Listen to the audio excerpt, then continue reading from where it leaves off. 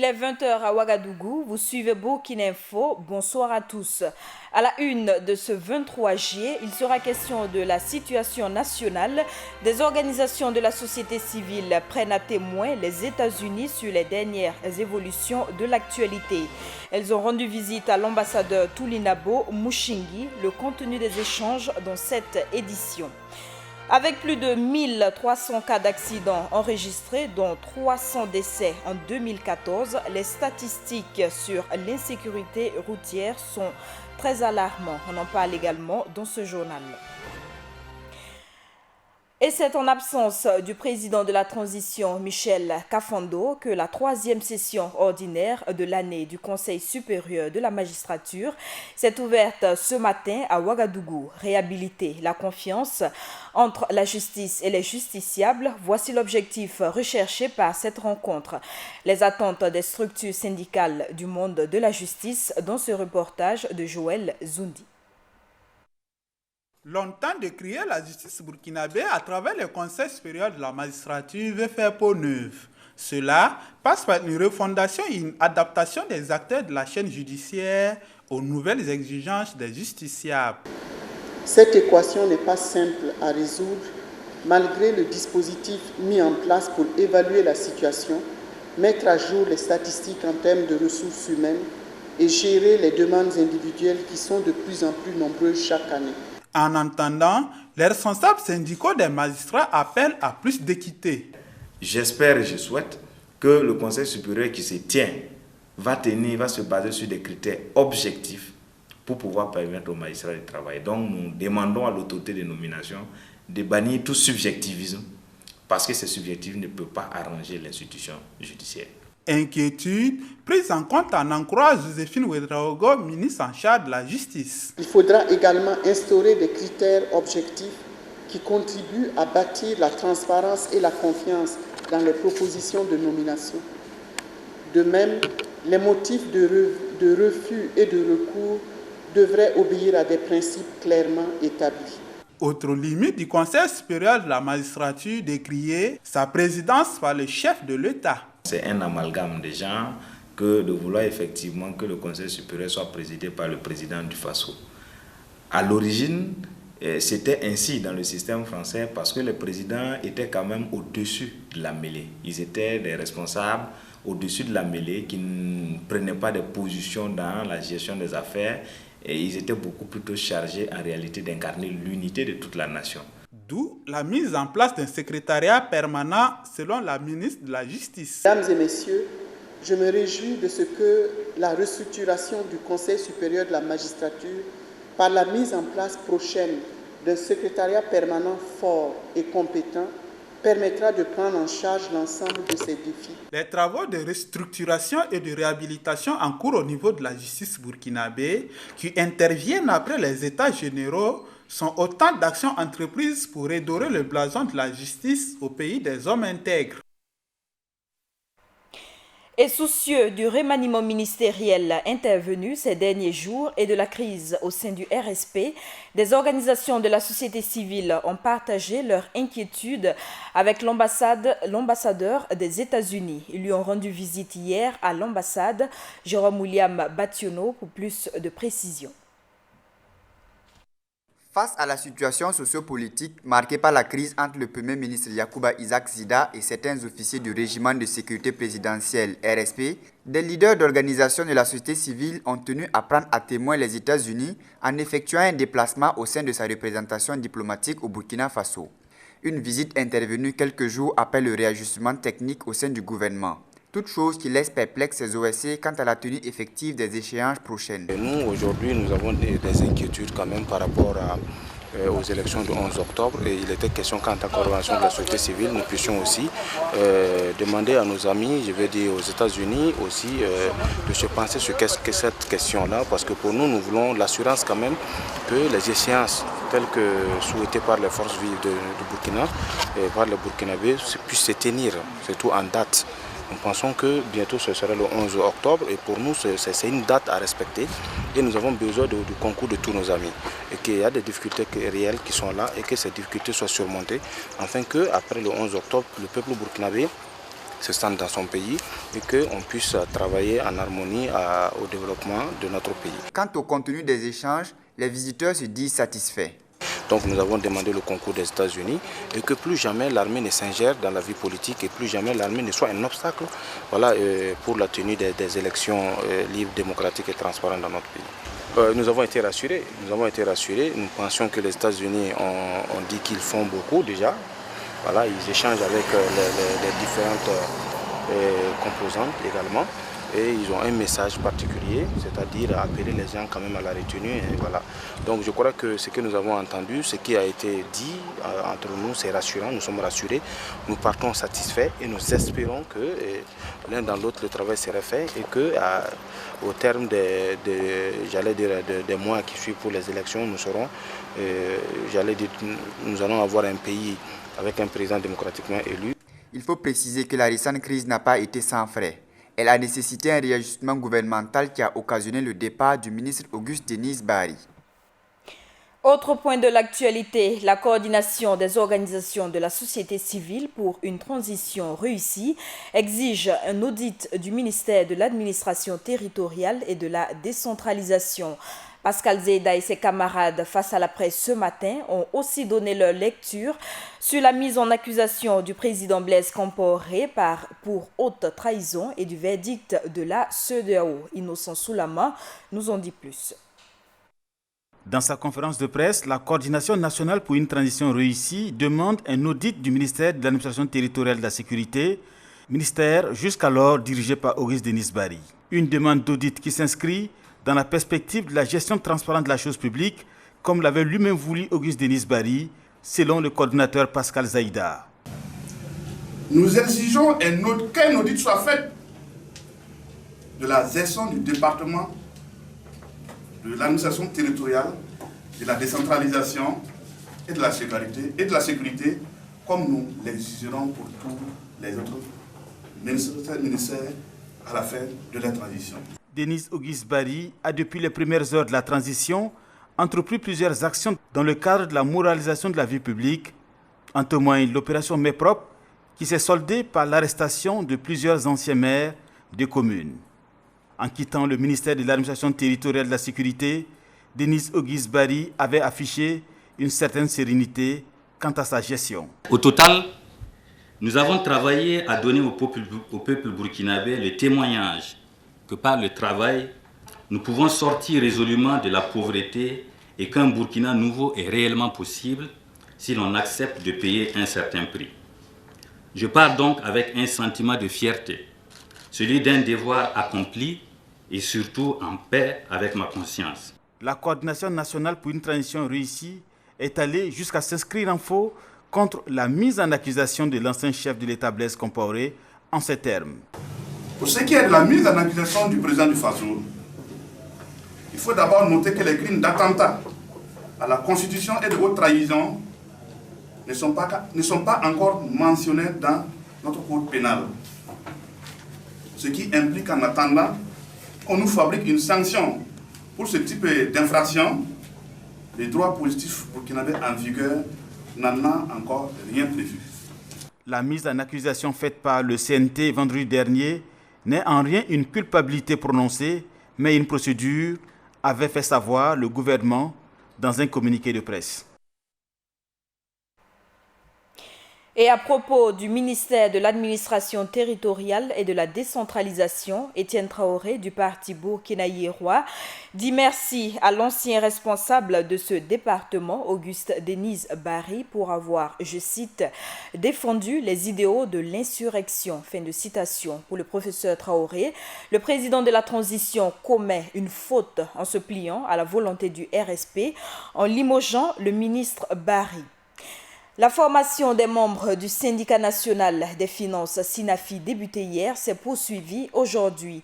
48 heures durant, les financiers veulent assainir le milieu des marchés publics indexé par le RENLAC comme le secteur le plus corrompu. Le reportage est signé Gaël Rodrigue.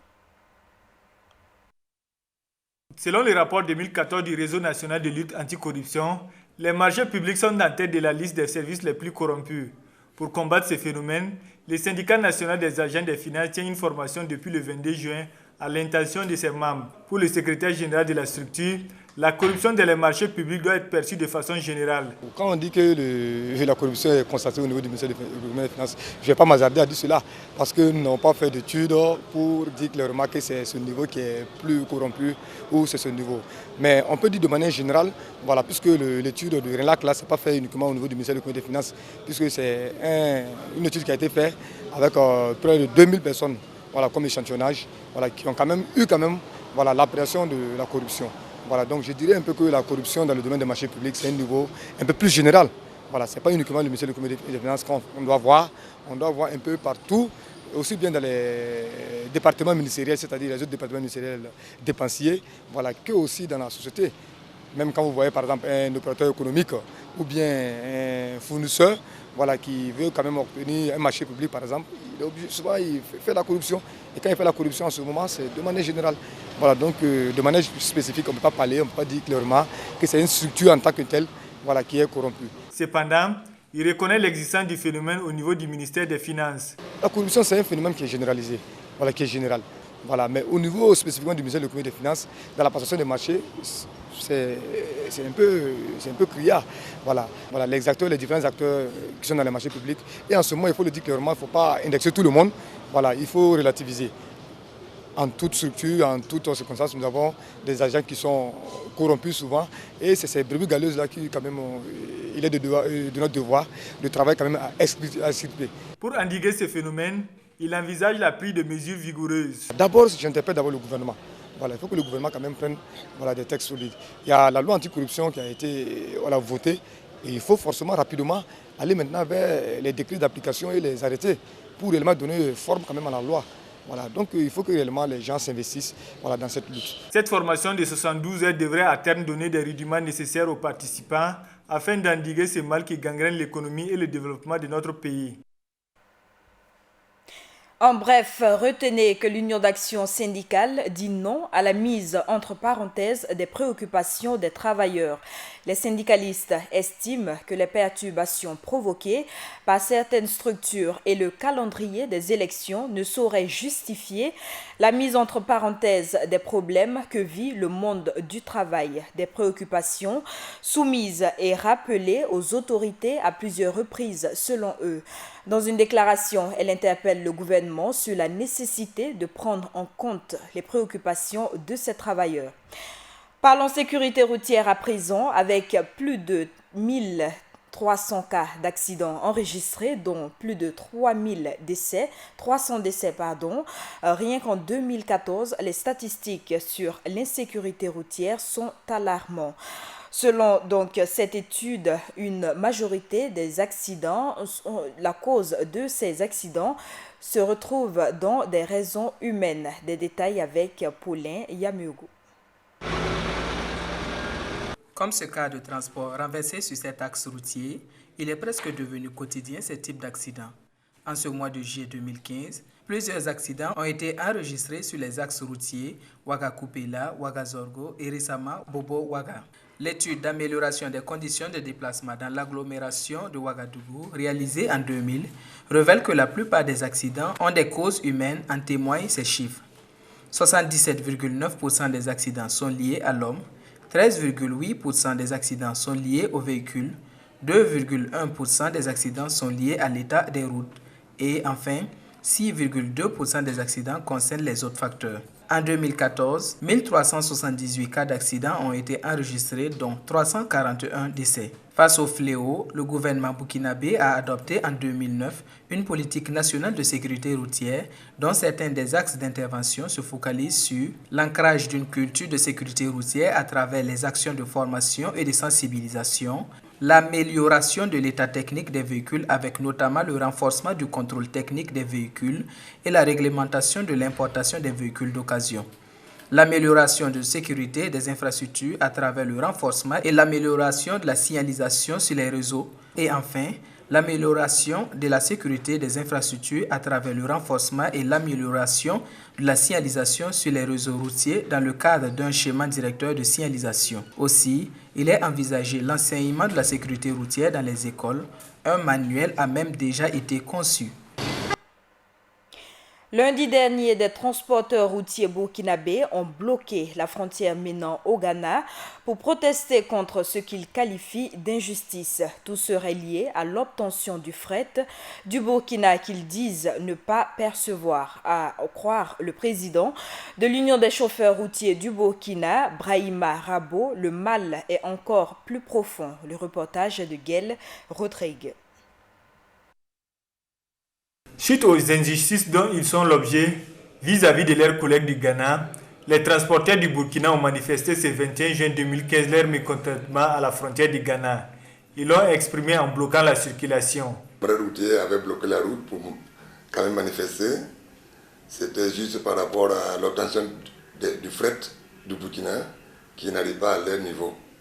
C'est-à-dire que lorsqu'ils arrivent au Ghana, il se trouve qu'il y a la marchandise qui vient au Burkina. Mais la marchandise est destinée aux camions ghanéens. Donc à plusieurs reprises, nous avons signifié, nous avons été à l'OTRAF, on a fait à plusieurs fois des réunions, plus de 7 à 8 fois, et vraiment il n'y avait pas eu gain de cause. Donc cette fois-ci, les chauffeurs ont dit non, ils vont marquer un arrêt au niveau de la frontière pour que quand même les plus hautes autorités quand même prennent leurs problèmes au sérieux. S'il faut quitter ta famille, aller rester au Ghana pendant 2 mois, à partir du moment où il y a le fret du Burkina, et que ce sont les camions ghanéens qui le chargent, vraiment je ne suis pas content. Selon le président de l'Union des transporteurs routiers du Burkina, la libre circulation des personnes et des biens est loin d'être une réalité sur les axes routiers. Bon, la libre circulation pour nous, chauffeurs routiers, pour le moment, ce n'est pas vraiment appliqué à la lettre. Imaginez-vous un camion burkinabé qui veut rentrer au Ghana, il faut prendre un laissez-passer de 20 000 francs CFA pour 30 jours. Quand on dit libre circulation des personnes et des biens, il ne doit plus y avoir de laissez-passer dans l'espace. Mais pourquoi il y a toujours de laisser passer? Et quand nos chauffeurs routiers, ils sont à l'extérieur, ils sont maltraités, ils ne sont pas comme chez eux. Pourtant, ce n'est pas le cas sur le Burkina. Un camion burkinabé, même si tu détiens tous les documents n'importe comment, quand tu as un problème, le chauffeur immédiatement t'est enfermé, t'es menotté. Tu as raison ou pas, on t'arrête, on t'enferme comme un voleur. De l'avis du président, la Côte d'Ivoire et le Mali demeurent les pays où les tracasseries sont fréquentes. Le problème, c'est au niveau du Mali et de la Côte d'Ivoire. Et d'Abidjan à la frontière, nous avons plus de 46 postes. Et à chaque poste, on réclame 10 000 francs. Au Mali, ne parlons pas. Bon, là-bas, nous disons que comme le pays n'est pas quand même stable, bon, on ne peut rien dire, on ne peut pas revendiquer. Mais Abidjan, ils réclament, ils viennent ici et négocient pour que nous, les camionneurs, nous venons à Abidjan. Mais quand nous partons, nous sommes tracassés. Donc la plus vraie tracasserie, c'est la Côte d'Ivoire. Au Niger, ils ont tout décanté. Tu roules librement, comme au Burkina. Au Togo, même chose. Au Bénin aussi, même chose. Maintenant, c'est la Côte d'Ivoire. La libre circulation des personnes et des biens, tant prônée par les pays membres de la CEDEAO, peine à être appliquée. Si certains pays comme le Burkina sont une référence, d'autres par contre traînent toujours les pas. Au lendemain de l'incendie du siège de la Sonabel, l'administration était face à la presse ce matin pour rassurer la population. Le service de la comptabilité a été touché et l'incendie n'aura aucun impact sur la fourniture des services foi des responsables de la Sonabel, Ibrahim Zongo. Voici ce qui reste de la salle documentation comptabilité de la direction générale de la Sonabel. Tout est parti aux environs de 7h20 ce mercredi 22 juillet lorsque les premiers agents de la Sonabel rencontrent la fumée se dégageant de la salle de documentation comptabilité. Incendie qui s'est par la suite propagé sur tout le bâtiment, longeant les câbles sur le mur avant d'être maîtrisé 2 heures plus tard par les sapeurs-pompiers. Les dégâts matériels sont importants, mais pour les causes, on ne peut rien vous dire. La gendarmerie est là, elle mène son enquête et je crois qu'à l'issue de l'enquête, on saura exactement les causes de l'incendie. Mais déjà, dans l'intervalle de 24 heures que les premières enquêtes se sont déroulées, plusieurs voix se sont levées soupçonnant une manœuvre pour dissiper certaines informations relatives à la gestion de la nationale d'électricité. Mais là, le directeur général se veut clair et rassurant. Le bureau là où les documents ont brûlé, c'est un bureau qui traite les documents comptables qui viennent des directions régionales du centre et du Kadiogo. Ces documents ont déjà des doubles dans ces directions régionales. Donc c'est pour dire que il nous suffit de récupérer ces doubles, on peut reconstituer ce qui a brûlé. Donc c'est pour dire qu'on n'a pas perdu d'informations à ce niveau. En ce qui concerne les perturbations qui pourraient advenir sur le cours du service consécutif à cet incendie, le directeur général de la SONABEL rassure. Mais nous avons un système auxiliaire qui est délocalisé et qui a toutes les mêmes informations qui sont ici. Donc c'est sur ce système-là qu'on est en train de basculer pour pouvoir permettre aux clients d'avoir les services qu'ils veulent. C'est pourquoi dès aujourd'hui même certains pourront avoir les services au niveau de la, comme j'ai cité, de la ZAD, de la cité en deux, des 1200 logements, de la cité de l'Avenir et puis des guichets de Tanguay. Quant aux prestations de services au niveau central, la direction générale dit être à pied d'œuvre pour que cela soit effectif dès ce vendredi 24 juillet 2015.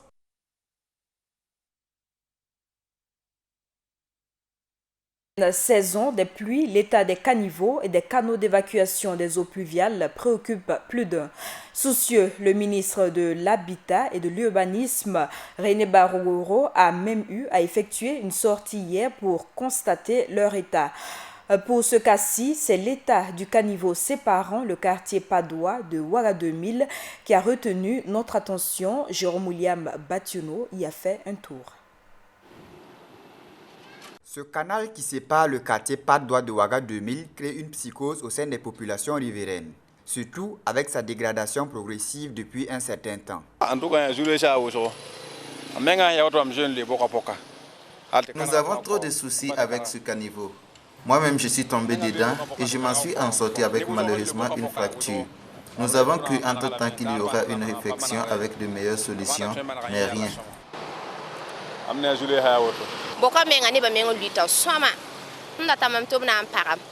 Ce caniveau fait de nombreuses victimes. Nous espérons depuis qu'on le couvre avec des dalles, mais rien. Pas une semaine ne se passe sans qu'il y ait une victime de ce caniveau. C'est ouvert. Souvent, c'est rempli. Les gens ne se rendent même pas compte que c'est un caniveau. Vous voyez? Et la route est tellement petite. Souvent, s'il y a des grosses camions qui sont à côté, c'est un peu compliqué. Voilà pourquoi les gens tombent dedans. Mais si c'était vraiment fermé, on n'aurait pas à avoir ces problèmes-là. Créant pour les passants, mais surtout pour eux et leurs familles, les riverains en appellent à l'intervention des autorités. Ce que nous voulons, que les autorités là puissent quand même trouver une solution par rapport à ça, même si ce n'est pas fermé, que ce soit bien fait. Ce n'est pas bien fait. Vous-même, vous êtes journaliste, vous-même, vous voyez. Les garde-fous que vous voyez là, ça c'est pas la peine. Ils